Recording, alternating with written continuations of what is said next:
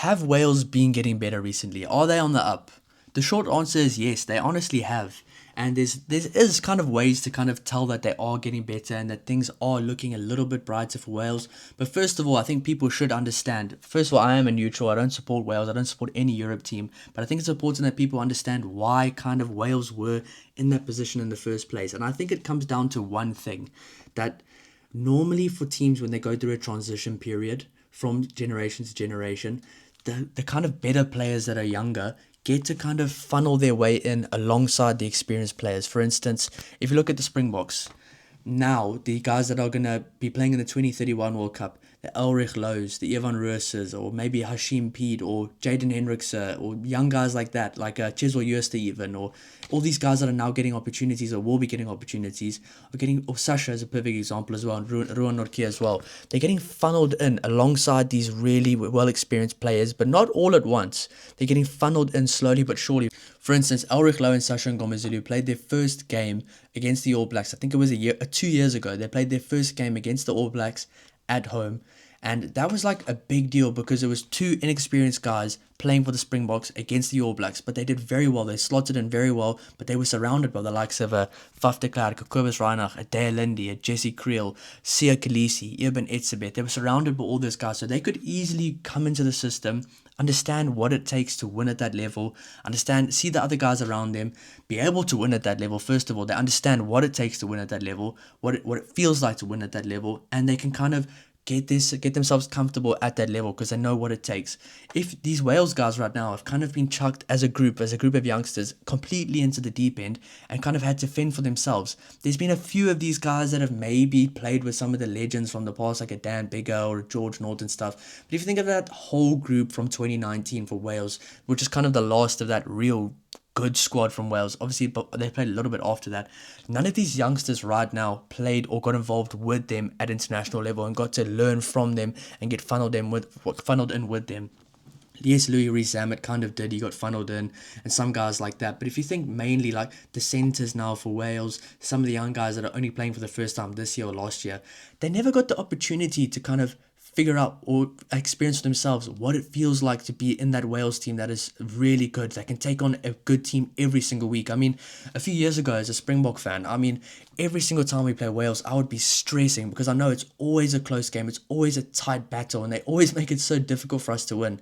Obviously, that's not the case right now, but I do think that will be the case again one day. But my point is, I just think this Wales team didn't have the luxury and were put in a very unfortunate position where they all got thrown into the deep end together, and the old guys all finished together, the older guys all finished together as well. So that does make a big difference. And I think these guys have really had to learn what it takes at that level together, and they didn't actually have the feeling of winning or being successful as a Welsh team at that level. So that's just what I've seen, and I do think that this team right now is trying to find their style, and I do see them on the up. I mean, this team right now, this Wales team, is slowly but surely winning more smaller battles every single game.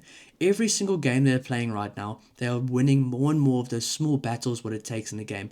I will say, a lot of people have said it before, so this is not me saying this for the first time. International rugby is all about winning the small battles, but about winning as many of those small battles as possible and it accumulating to winning the game.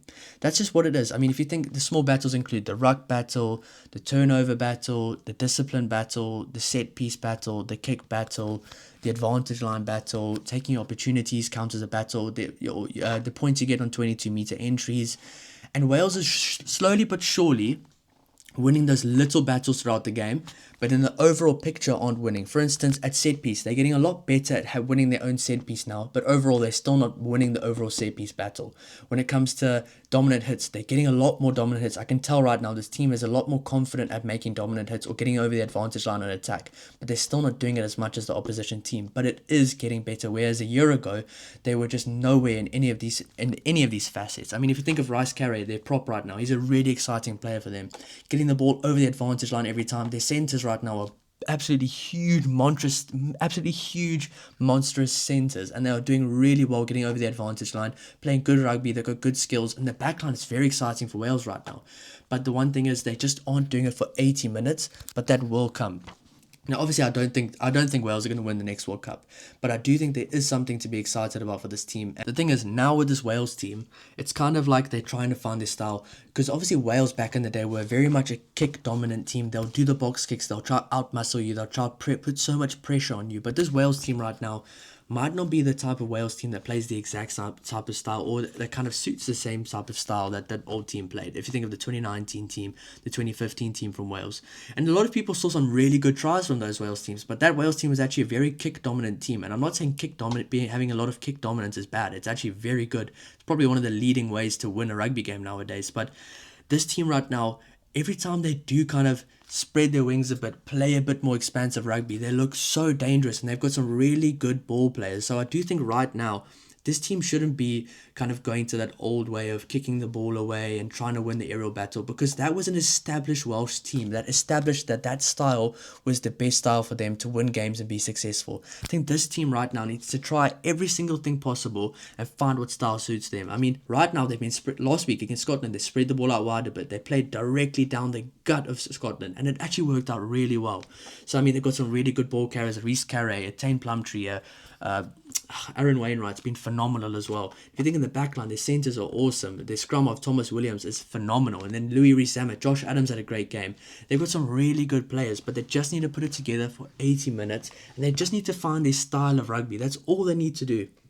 Obviously, they do get a bit of leeway because it's a bunch of youngsters. I mean, if you think Josh Adams is probably one of their most experienced players in the team, and he is an experienced player, but he also, to me, I still see him as a young guy because he's not that old in rugby terms, and he still plays like a young guy as well because he's got a lot of energy around him, and he's very competitive in every single facet of the game. That's why I think he's probably one of the first guys they should have on the team sheet every week. But I mean, there are some lesser known players kind of standing up right now for Wales and making a mark. I mean, if you think of a Rice Carrier as well, if you think of Aaron Wainwright this year, they've come a long way, and that has come from a year or a year and a half of really struggling at international level, the entire team struggling to win games, but that has come from it. So I do think this Wales team right now are on the up, and I do think there's a lot of positives to take, and it's important to understand why the team probably are in the situation right now, but it's important to see the positives as well. I mean, they are winning a lot more of the smaller battles, and I cannot wait for Wales to play Ireland next week. Yes, Ireland right now are good, but every single time this Wales team plays, I'm very excited to go see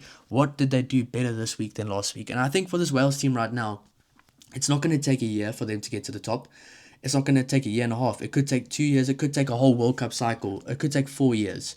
But this team will eventually get back there where I honestly do see this Wales team right now entering the top 6 in the world rankings, at least in the top 3 years, at least once. Honestly, I do think that's going to happen. So I am confident in this Wales team, and I think they are learning a lot, and I think they're growing as a squad. That's the best possible thing. And I think there's going to come a time when the old guys from Ireland, the old guys from Scotland, the old guys from England are all going to be done. And then this Wales team is just going to be a whole bunch of guys that are just entering their prime, that have struggled for international rugby over the last few years, but now understand international rugby, where the other teams need to bring in the young guys, and Wales is going to be good. But that's just what I think, guys. If you do enjoy the content, please don't forget to like and subscribe.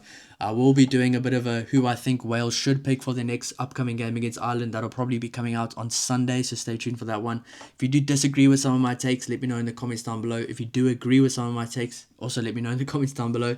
Let's talk about it. I'm so overwhelmed by all the Six Nations fans support throughout the Six Nations. It's been absolutely awesome. I mean, we're over 1,500 subscribers right now, and I really appreciate it. So thank you so much. I see all the comments. I see all the positive comments. I see every single one of you. So I will make sure I try to reply to every single one of you. And I'll see you in the next one. Cheers.